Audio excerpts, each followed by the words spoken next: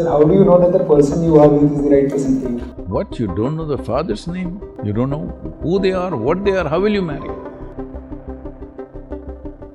A Netflix show on the Indian way of matchmaking is trending and drawing criticism for the regressive ways of arranged marriage. Is it still relevant in today's time?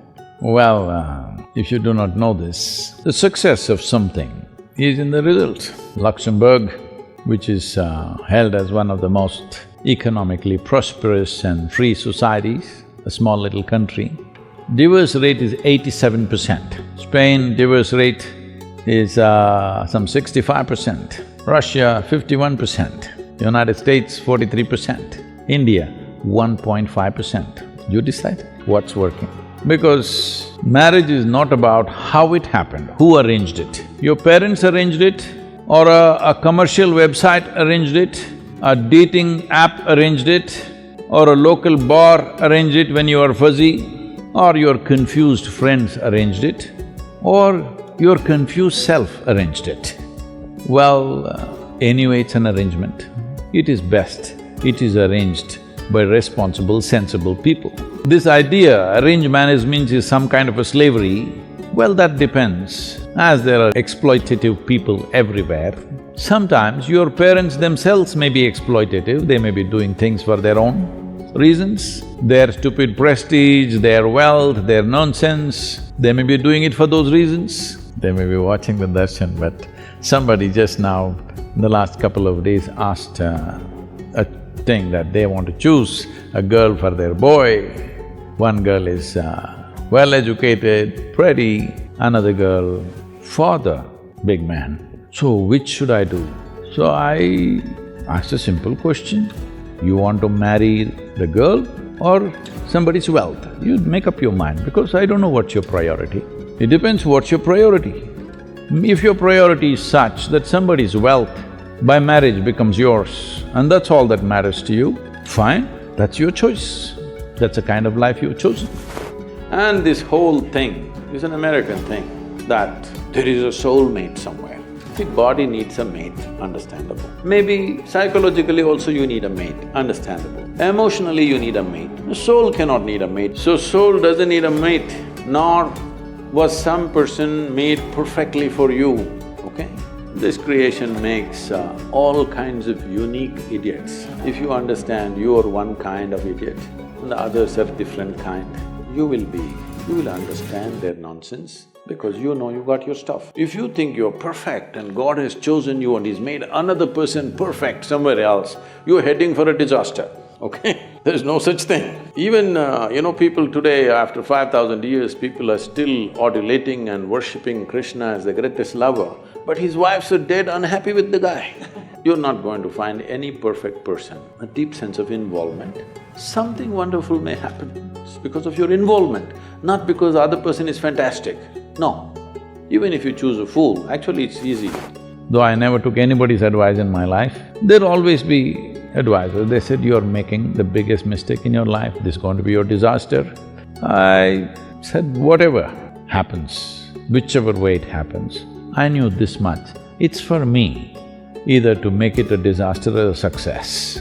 Because who you marry, how you marry, which way it was arranged, by who it was arranged is not important. How responsibly you exist, that's all that is.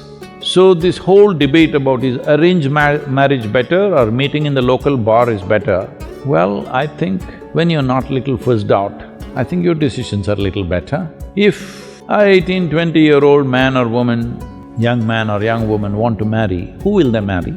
Their contact is just there. Within those 10 people that they know in their life, one guy or one girl you marry, within 3 months you will know. But in most countries, there is a law, at least 2 years you must suffer. It's like a jail town. If you make a mistake, at least 2 years you must suffer. Then only you can divorce. Most nations have this. Well, many religions have fixed it that divorce is completely wrong, you cannot divorce. But where such religions are practiced, there the divorce rate is highest. So, God's dictates are not able to stop the breakups, law is not able to stop the breakups. You need to understand this. When parents organize, I'm asking you a basic question. Do you believe the judgment may not be the best, but parents have the best interest of yours?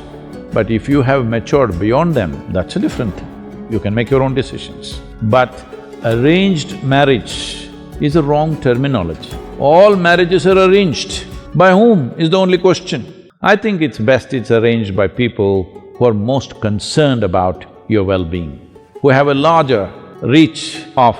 because you can't find the best man or the best woman in the world because we don't know where the hell they are. With limited contact that we have, what is the reasonable good thing we can put together? That's all it is. So the very fact that divorce rates are as it is in these the different societies that I spoke about, well, the success rate is very clear. When parents are the basis of your organization, it's little better because they will think little long-term. You just like the way she's dressed and you want to get married today. Well, tomorrow morning you will realize you don't want to have anything to do with her. Because when you're 18, 20, due to various compulsions or peer pressure or something, you may take decisions which will not last a lifetime. Or sometimes you really hit it off with somebody and it may work out, that's another matter. So, everything is an arrangement, please understand this. You may think so many things. It is arranged by your emotion or your greed or your loved ones. It is arranged by somebody, isn't it? Or something. It is an arrangement. How you arrange it, well, it's your choice. I'm not saying this is the way or that is the way, but whichever way you do it, please conduct it responsibly, joyfully. If they've been saying marriages are made in heaven, but you're cooking hell within you. Marriage is made in heaven. That's why a lot of people want to go there soon, because it's made there, they want to go there and settle it. No, you need to understand, to fulfill your needs, physical, psychological, emotional, social and various other needs, you're coming together. If you always remember, to fulfill my needs, I'm with you, you will conduct this responsibly. Initially you're like that, after some time you think he or she needs you, then you will start acting wantonly, then of course ugliness will start in many different ways.